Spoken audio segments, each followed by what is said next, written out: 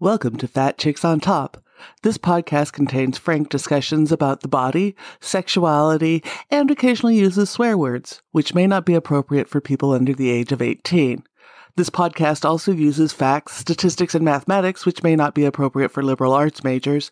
And this podcast relies on science and reality, which may not be appropriate for evangelicals.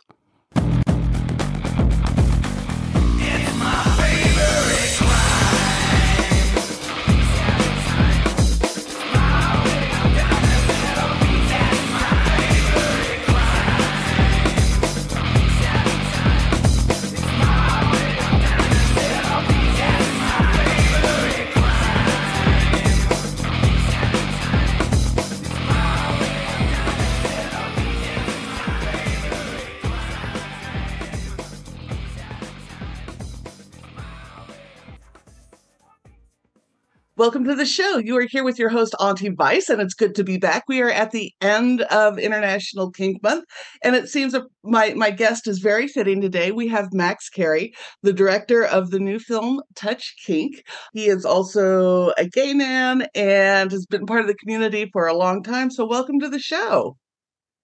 Hello. Lovely to be here, and thanks for having me on your show. Appreciate it.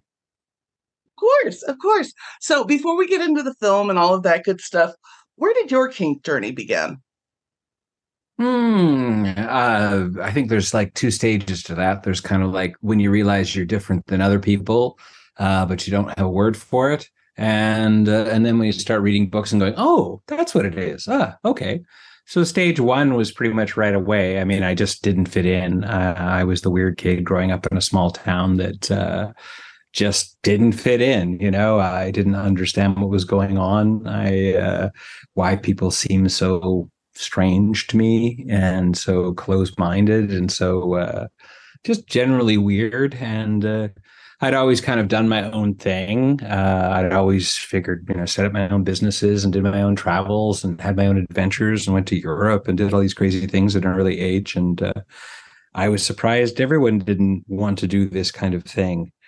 And then years later, I came across a book called SM 101 by Jay Wiseman. And I think the opening chapter is something like, well, there are people that are dominant and it's not as common as you might think and blah, blah, blah. I'm like, oh, now I get it. So not everyone thinks the same. Now I understand. So, yeah. Once you found a language for it, were you able to find community?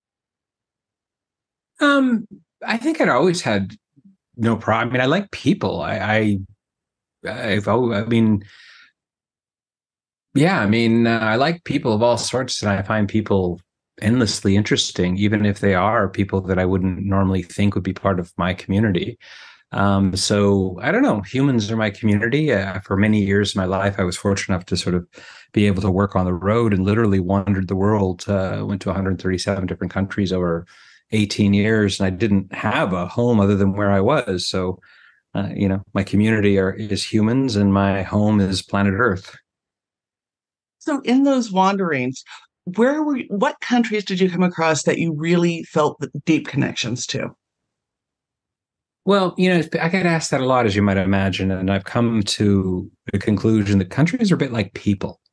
You think about it. If you're in a sad mood, you know who you're going to call. You want a party, maybe you're going to call somebody else. You want a spiritual conversation, you're going to call someone else. You want a good shag or a good bit of fun, you're going to call someone else. Countries to me are almost like that. It depends on for what, for relaxing, for spiritual journeys, for sexual adventures, for inspiration, for cultural whatever. Yeah, countries are kind of like people to me. Depending on the mood I'm in, or what I'm looking for, certain countries would appeal more than others at certain times. If you're looking for good food. Good food. Wow, that narrows it down. That does narrow it down. I'd probably go with Italy, India, and Thailand. That would be great choices. And for a good shag. A good shag. A good shag. Well, volume, I would go to the Czech Republic, probably. Quality, probably the UK, in my opinion. It depends on. I've heard many good things about sex in the UK. I've yet to experience it, but I've heard Well, the many good British people, things. I think, are for the most part, the most kinky of the English speaking folks, and most part, nothing really shocks them. So once you're friendly enough, you can sort of suggest whatever, and it's like the whole country may not be kinky, but they follow the basic sort of kink protocol of it may not be my kink, but not the shaming, just be honest, and that obviously is very helpful when you're looking for a quality experience. It would. It would. Being out as a gay man, how has it been to travel the world? Because every country is a little different around queer stuff. Yeah, yeah. Well, I'm queer, but for me, I mean, everyone defines all these things differently. For me, I define myself as queer because biology really doesn't mean anything to me. But I'm generally attracted to female presenting human beings. So, and it's not really the kind of thing. I've not really faced any real issues because even if I have a girlfriend that's biologically male, nobody really is going to notice anyway. So for better or for worse, it's kind of like I don't have to deal with the same kind of prejudice I think a lot of people do. So honestly, it's never really been something that's ever come up in my life.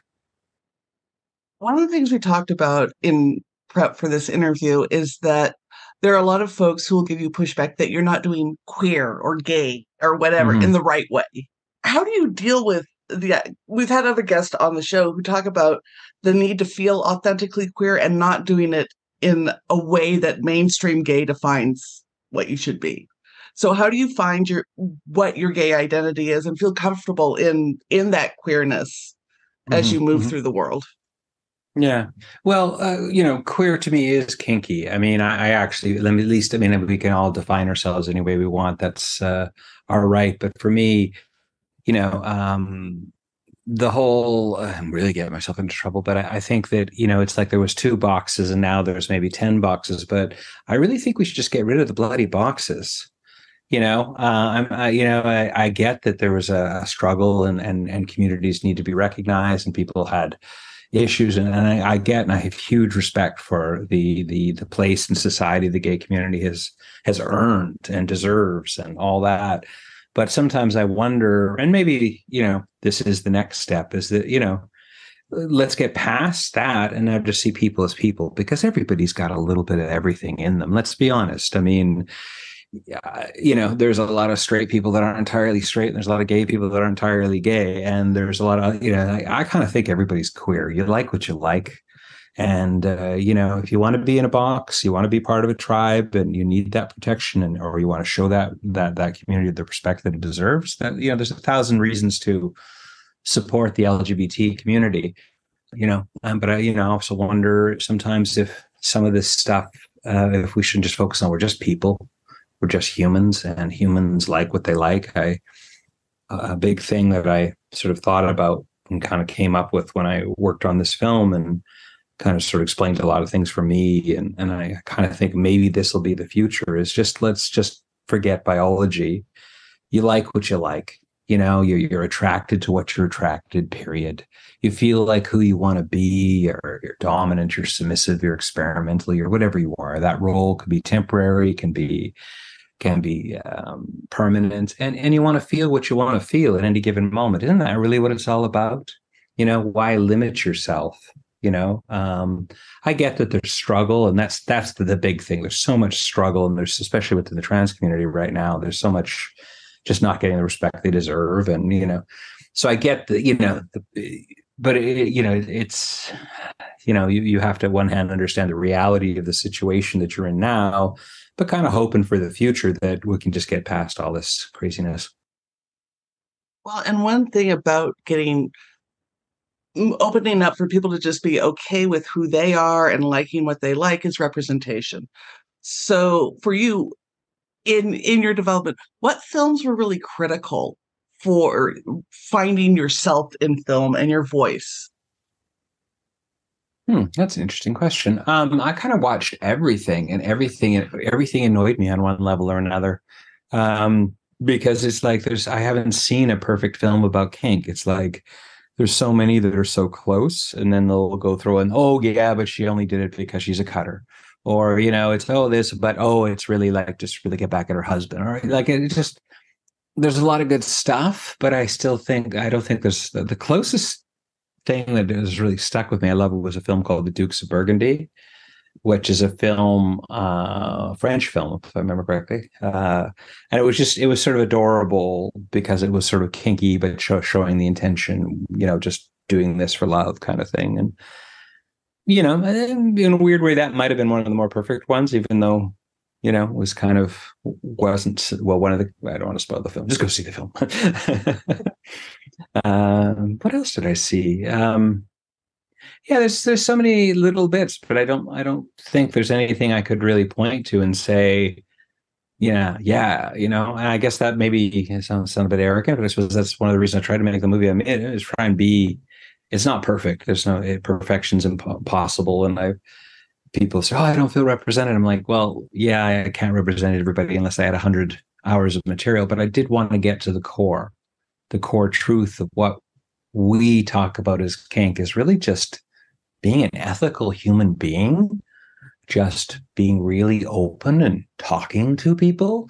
I know it's really controversial, but, really getting to know people in an open, honest, shameless way without shame, and then deciding on what to do and making sure everybody's enthusiastically consenting to whatever you're doing, and then doing that thing, and then, checking in with everybody. I mean, that just seems a perfect roadmap for everything. So what got you initially into filmmaking? Because this isn't your first film. Well, it's actually my first time directing, believe it or not. I've been in the. I often try to make the analogy that I was kind of like the guy that built the house, not the guy that designed the house. I used to jokingly say to people, I had post-production companies, editing companies, these kinds of things, and I used to joke I'd never be crazy enough to direct a film. It's like being an architect. There's, if you're successful, you're great. You make a lot of money, but a lot of architects don't do so well. But builders are always busy. Contractors are always busy. So I always did that. I got the job as a newspaper photographer at the tender age of 13. I got paid the princely sum of $5 per picture. Wasn't even American dollars, Canadian dollars. It's about like 2 cents US, I think, right now. And, I had to take the picture, process the picture, and it had to be accepted and published. But for a kid that was awkward and didn't really understand the world as much, the world didn't make sense, the camera quickly became my passport for being in the room, my excuse to be there. Okay, I'm at the Rotary Club meeting because I'm taking pictures. I'm meeting this 100-year-old person because I'm taking pictures. I'm at the Lions Club or the sports event or whatever because I'm taking pictures. And it gave me a natural excuse, visa, reason to enter circles of people who may or may not think as I thought, but to get to know them and be welcomed in. And that has sort of been the pivotal thing in my life, is just to feel comfortable around anybody. And if you get that exposure so early in life, where you walk in all those circles of rich and poor and fancy and less fancy and all this, and it really, really is helpful. So, yeah. What's your favorite part of the movie making process? I'm going to say something flippant like finishing the damn thing. But as a writer, I understand. Yeah. Getting paid. Neither of those things seem to come easily. I don't know. I don't always succeed, but I always try and enjoy every moment of everything. I've always believed that there is no future, there is no past. All we ever have is now, so we might as well enjoy it. I mean, that's the super ego kind of notion. The basic sort of impulse and desire certainly is just finishing it. So enjoying every moment and being present, how much of that has been aided by being a participant in kink? It's weird. I don't actually participate per se in that much kink anymore. I just like kinky people. I just find I like people that talk about crazy things and open and expand my mind. I'm not actually like playing that much anymore. So no, I think my favorite part is not participating. It's just interacting with people that have open minds and that, they're one a little bit more likely to not, fall over and collapse and have a heart attack if you say, I don't care whether a girl has a penis or not, you know. Whereas some people are like, oh, wait, would that makes you gay? I'm like, wait, okay, whatever. You can call me what you want. I call myself as a queer person, a kinky person, but I don't really care how you want to define me. So, other than not seeing the perfect kinky film, what else was the origin of this current one? Well, the film started years ago when I met a dominatrix. She got a correspondence. Her name was January Seraph. And it was the first time I'd ever actually met. I mean, first time I knowingly met a dominatrix. I'm sure I had met others before. And, I've had the opportunity to travel and see the world and consider myself pretty open-minded. But I was really surprised by her and her life and what she was sharing about the misconceptions that people had about what she did, and realized that I had a lot of those same misconceptions about what a dominatrix was. And, she had suggested, be an interesting film to sort of explore what people think it is and what it really is. And of course, being who she was, she had lots of connections. So the journey sort of started from that relatively chance encounter. What were your misconceptions that changed as you worked on this film? I think it's the same thing that, I knew, but I didn't know. It's like we have this thing in our minds that we want to peg somebody. Oh, that person's a nice person. That person's an ass. That person's a good person. That person's whatever. And I know that people are more than one thing, but I guess when you still have those cliches in your head sometimes.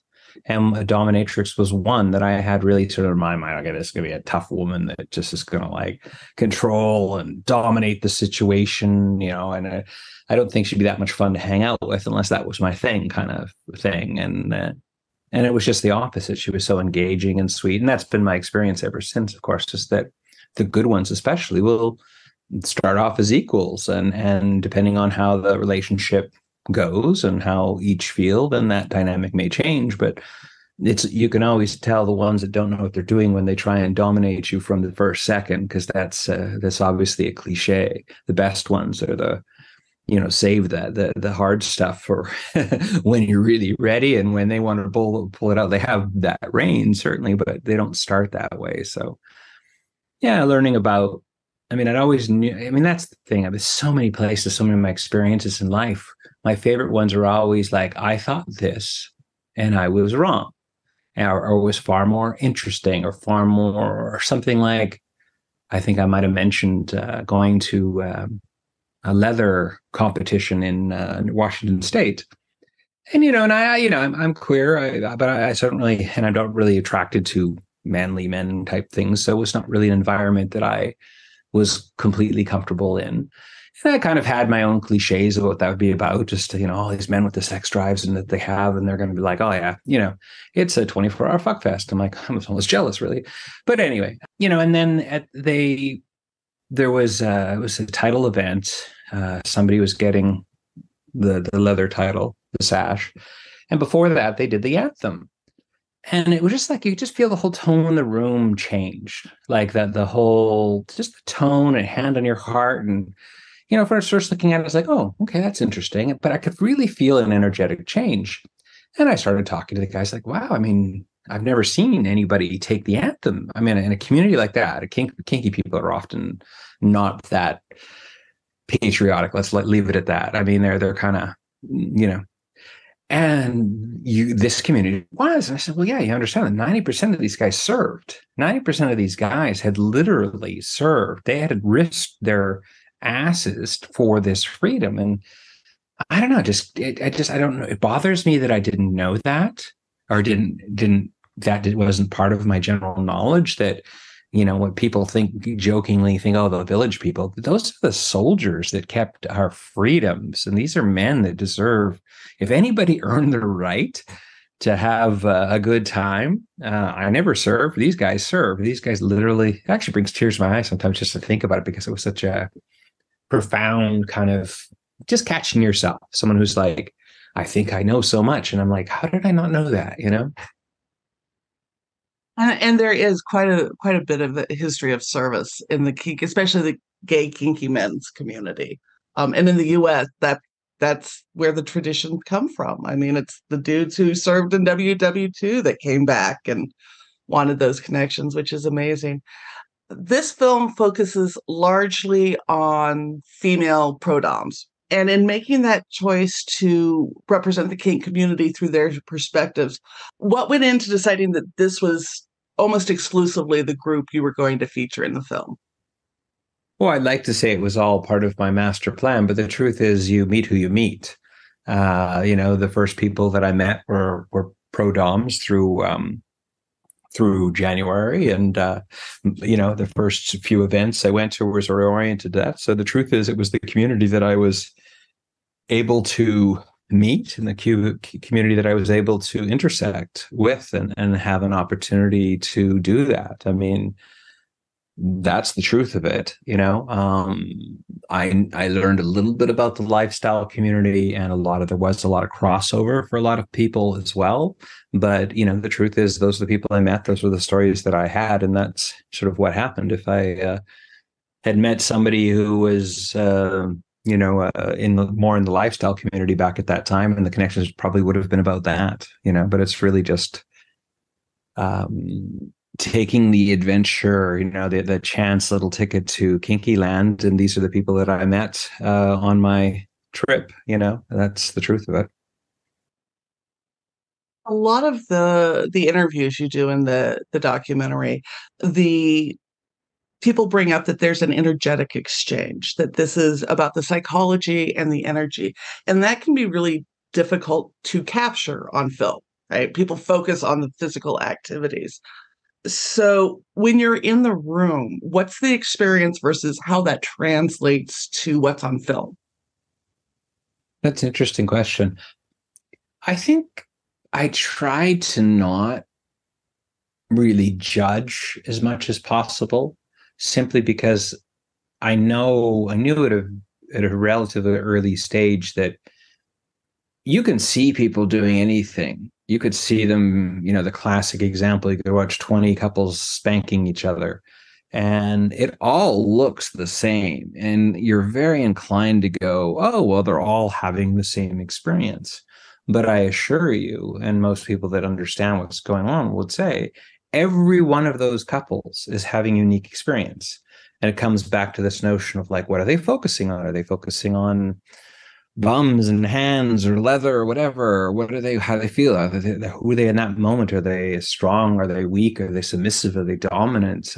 What do they want to feel? They want to feel like pleasure. Do they want to feel pain? Do they want to feel humiliation? Do they want to feel encouragement? You can't tell by looking. And you know what? That's their experience. It's like, everybody goes and looks at a piece of art, and, good ones at least makes you feel differently. So I just wanted to let people get a little bit of exposure to a few things. And my main sort of important thing I hope people try and get from is just that little circle of, negotiation, consent, play, aftercare. Just follow that little circle and see, here's a bunch of people that follow that. And, they seem to be having fun. Maybe you'll find some fun of your own. Speaking of consent and aftercare, how'd you prep your crew for it? Because some of the crew probably going in, this was first time seeing some of this stuff. So what did you do around their consent and aftercare to seeing some of this stuff? Well, it was a very, very small crew. It was me and my cameraman, who's a Dutchman by the name of Ari. And Ari is a man of the world. And he said, oh, Max, in Holland, we don't even call this kink. It's just hard. He was just he's Dutch. And it was like, sometimes he scared me. He'd be like, yeah, like someone would say, oh, do you want to do this scene where people are going to be like hooked in blood and all the rest of it? I'm like, well, no, I don't want to see it. B, I don't think I could put it in the movie anyway. And he's like, oh, but I look cool. So, yeah, we talked about what was going to happen. We always did interviews first, but I honestly don't think that was because of the people I was working with. It was really ever much of an issue. And a relatively famous dominatrix also acted as a consultant and sort of, gave us a little bit of information about what was going to happen and stuff. So, small crew and as much, open-minded crew that seemed to be taking care of it. This is always help. Yeah, the more people you get involved, the more difficult those negotiations can be. You had the advantage of filming at a number of different events, DomCon, some Dom travel groups and stuff. What was your favorite to be able to just witness and be there? To be able to probably the stuff in Costa Rica, the Dom trips. I love the water and I love the playful nature. It just reminded me, and kink generally reminds me of this, is it's play for grown-ups. And what's better to play than in a sunny place by the pool and, do crazy stuff. And I felt the most sort of carefree, natural, just fun in the sun, kinky games in the sun kind of thing. And if I have the money, I would love to go to that again someday, those kinds of events, because it's just, those are fun. Those are really fun. I like Fetish Factory in Florida, which is also kind of like a fun in the sun type event. So I guess maybe because I'm Canadian, we don't get a lot of sun and heat. I always like the fun in the sun ones. You lucked into, in one of the totally not sunny area, you were filming in England with a pro who had her own space, and then neighbors found out, and then the entire world found out about that. And she was forced to move space. That was a few years ago. Kink has grown in increasing popularity. Do you see it would be different today, or do you think people would have a similar experience of finding that there is a pro working next door to them? I think it's worse now, actually. I think, I think everything, in the universe and politics and history works in waves. And waves kind of open and close. And for whatever reason, culturally speaking, I think we're going back to sort of conservatism again, going back to hell no, where, people are just knee-jerk reactions to, something that often they don't understand. We just had a huge march up here where parents were like against Soji, which, they had these ridiculous notions of what it was all about. And all it really boils down to is it's okay to be you. They're not encouraging anything. I wish I had Soji when I was a kid. I'm lucky enough, I was dominant enough that I didn't really bother me too much, a lot of the stuff. But if you were a sort of a really sensitive soul that couldn't take the heat, life was hell. So I think it's a fantastic idea, but they make it sound like these people, it's the government grooming kids and lining up for all these horrific things. Nobody's read what this is. Nobody knows what this is. They just don't like the fact that people are trying to be more authentic, and they just have this knee-jerk reaction. I couldn't believe when I would see these like hyper conservative white Anglo-Saxon little old ladies marching with the women from conservative Muslim groups wearing whatever. These people would never get along typically, but suddenly their new strategies, because they're both just afraid of anything that's quote unquote abnormal.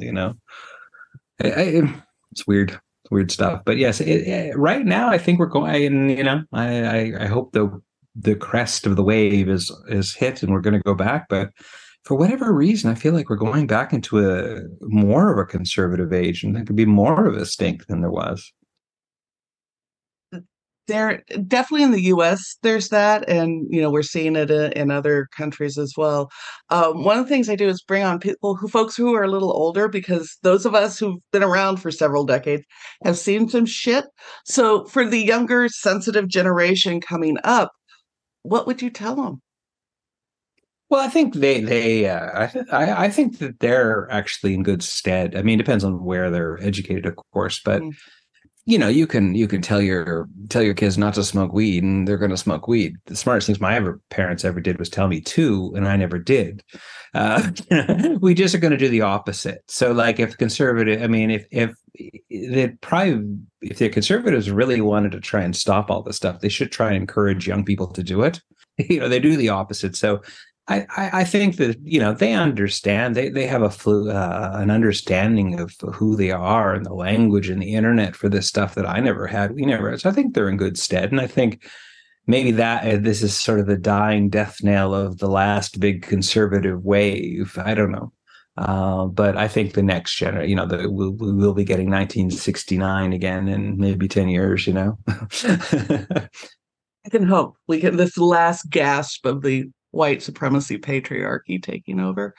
Well, it's sadly, it's never going to end, because I mean, it's just we open, we close, we loosen. I hate to break it to you, and I'm sure that but we haven't got it all right either. In 50 years from now, as open minded as we think we have, somebody's going to go, "Oh my God, how could they think that this was a good idea?" We'll be viewed as like because we as open-minded, but we always have our little prejudgments that maybe we haven't been called out on those things yet and haven't even heard about them yet, but that's going to happen. So it'll open, it'll adapt to be more like where we are, and then we might be the curmudgeons in 50 years, like, oh wow, yeah, they're still just all they want to do is this, they're so conservative, who knows. Does I recognize how much of that stays with you, because I was a latchkey kid of the 80s, and I just recently watched the documentary Class Action Park about Action Park in New Jersey. And as a kid who went to water parks, and my sister was a lifeguard at one in San Jose here, like, we're cracking up at the really awful shit that they used to do and stuff. And her son's going, "Oh my gosh, this is so horrible." And both of us had the reaction, we're going, "Win, you'll never survive the 80s. But like, we also know how bad it was. But there's some of that stuff is just generational, like, and you default back to that at times, even when yeah, that was really fucked up. But you're also going, pussy, like, yeah. That's the thing. The hardest thing for people to admit is that we are two people. You can be that person that wants to say you're a pussy, and the same person who's also like, actually, I'm pretty sensitive myself, and you know what I mean. It's like you can be both, and it's okay to be both that and everything else. It was one of the things I did like about the documentary is you follow Grace, and Grace is new to the whole world of BDSM and takes a class, and you bring up the duality of it. Did you find, like, one of the things that a lot of people think is once you're kinky, you're like in full leathers or latex, and that's how you're going to work and stuff. And they forget most of us have normal, day-to-day lives where you couldn't tell. And you did try to show that with a number of people, including Grace. Do you find, by and large, even people who do this professionally and the pros, did they have other lives outside of kink where they weren't in full power exchange 24/7? Oh, everyone. I think it would be more exceptional. I mean, that people say, but the 24/7. I still to date have actually met someone who's managed to sustain that. That is the being kinky 24 hours a day, 7 days a week is the exception. It's not the not normal. Everybody has, a day job. Everyone has another life. Everybody, does something else. And I think that's one of the key messages is that these are your neighbors. These are your friends. These are the people of the PTA. Absolutely. I mean, that was, was stuck with me. My grandmother, we were kids, I was starting to know that I was a little bit different. I don't know how the conversation came up about gay or whatever. And grandmother saying, "Oh, I don't know anyone who's gay." And I'm like, "Oh, I'm sure you do, Grandma." And then Liberace came out as being gay. And she's like, "Oh, he seems like such a nice man. Okay, I guess that's cool." And that was it. It was really just a question of, like, my grandmother just didn't think any of these people existed, really. And there's a lot of people who think that, the kinky people there's not really that many of them, are there? They don't really exist, I would argue, and I've seen the studies, that it's the kink community is bigger than the whole LGBTQ community. It's as high in some countries now as 30-40% now, but depending on what you want to, the kink is self-cannibalizing. The moment someone does it all, does the majority of people do it, it's no longer kinky. And since everybody's pretty much done fuzzy handcuffs at this point, bondage is no longer kinky. I had Tristan Taramino on the show a few episodes before you, and she wrote kind of the original guide to anal sex. And when it came out in the early 2000s, people were like, oh my God, anal sex. And like crickets, nobody wanted to talk about it or admit it. And now it's like, I just did a couple of consults for Cosmo on like ways to peg your boyfriend. The Knot, the big wedding magazine here in the States, was reaching out. What are the best pegging dildos for your wedding night? Like, it's changed radically. It really has, and I think that's really for the benefit. And I think that is, in the end of the day, we get one trip around the universe. We should enjoy our lives, and we should try and be as authentic and try experiment and do as many things as we can if it interests us. With there are things that we should feel shame for, but they're not as many as they give you. Not as many as they want you to believe. Yeah. And yeah, of course, you want to try that, go for it, You grew up in Canada and you live there now. How has the gay and kink community changed that you've seen in the last 20, 30 years? Well, I grew up on the West Coast in BC, and I'm Canadian, but I couldn't quite bear to live in the English part of Canada just because would be like going back to where it would just, I love the people, don't get me wrong. I needed to be in a slightly exotic environment, and being in a place where French is the predominant language and the culture is different seems to suit me well.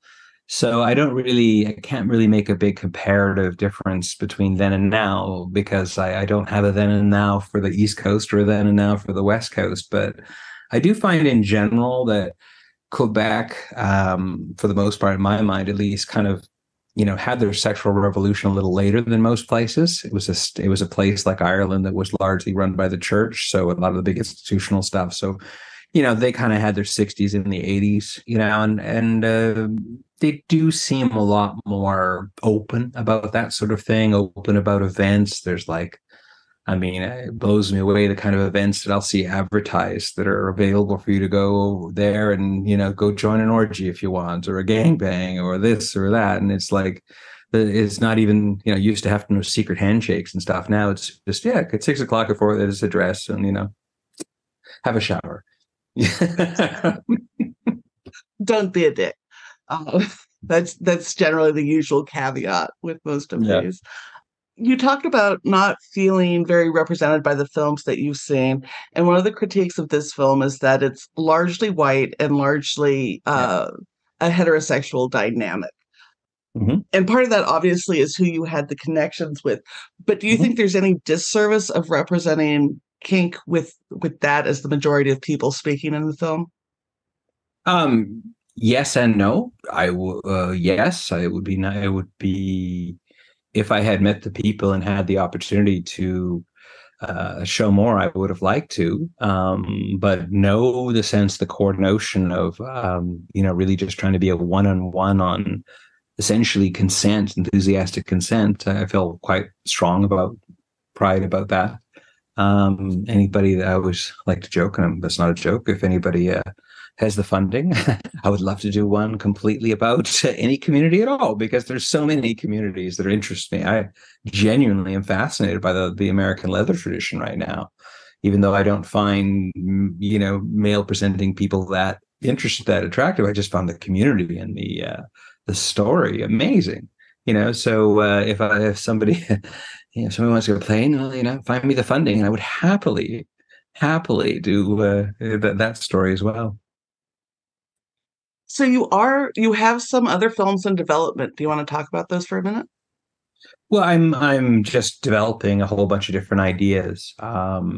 usually most of my work and my knowledge is either around kink or sexuality or around travel, just straight up travel. I believe that travel is therapeutic, and it can be used like medicine, essentially, like depending on what we were talking earlier about favorite country or favorite this or that. Depending on what you need, there are places in the world that can kind of help you with that, and I believe that travel, can be therapeutic. So that's one of the concepts I'm doing. It's called Seven Journeys.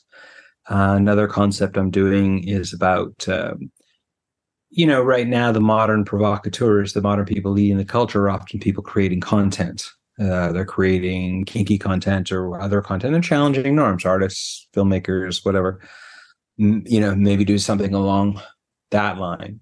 Another issue I'm seeing that bothers me so much is that the shadow banning and how somehow corporations have become the arbiters of morality, that Visa and MasterCard seem to have replaced the church in saying what you're allowed to consume ethically or consensually or not. They don't even give you the option. If you're into something that they deem is, for whatever reason, inappropriate, nobody can make money selling it or doing it. There's no commerce around it. If there's no commerce around it, then it becomes really, really hard to do it. So that whole shadow banning and how the corporate titans have somehow become the arbiters of our morality, which is strange, So there's a few different ideas, but the truth is, it's where the funding goes and where the story goes. Yeah, and nothing can go wrong with a corporation making morality decisions, right? Clearly seen that. As somebody who used to work for Philip Morris, yes. So this film is now making the rounds of various festivals and showings. What are you hoping people take away from it? Just to answer the question why kink is actually not what they think, and to just fall into that circle. And don't feel shameful about who you are, what you do. Just don't be a dick and follow the rules of just talking openly with people, not judging them, finding that consent, playing, and just making sure it worked out well with aftercare. And I just, I think it's just a model for everything. And I would like people to be, I was a weird kid. I would like all those other weird kids to maybe feel a little less weird. I don't know. That's great. If folks want to see a screening of your film, reach out to you, or if they have a lot of money to give you to do a film, where do they find you? Max at touchkink.com. We will have all of those links and more up on our sites, listeners. Thank you so much for being on the show. Thank you for having me. Really appreciate it.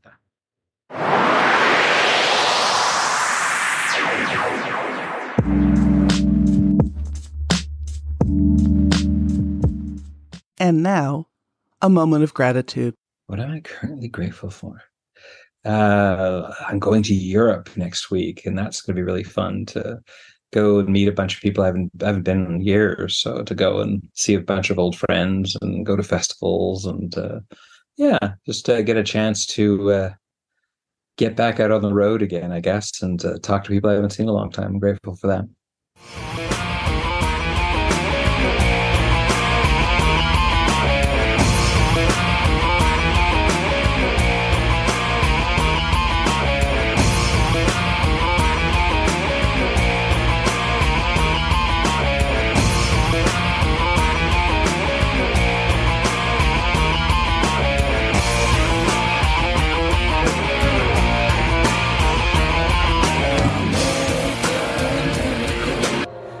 Texas of the world. Thank you for listening to this episode of Fat Chicks on Top. Please like, subscribe, and review our podcast on whatever platform you listen to it on. If we like your review, we may even read it online. This has been an Auntie Vice production. Producer and host, Rebecca Blanton. Audio production by Sharon Smith. Music by David Manga. And more music by Sharon Smith. For more information about Fat Chicks on Top, please visit our website for all things Fat Chicks at fatchicksontop.com.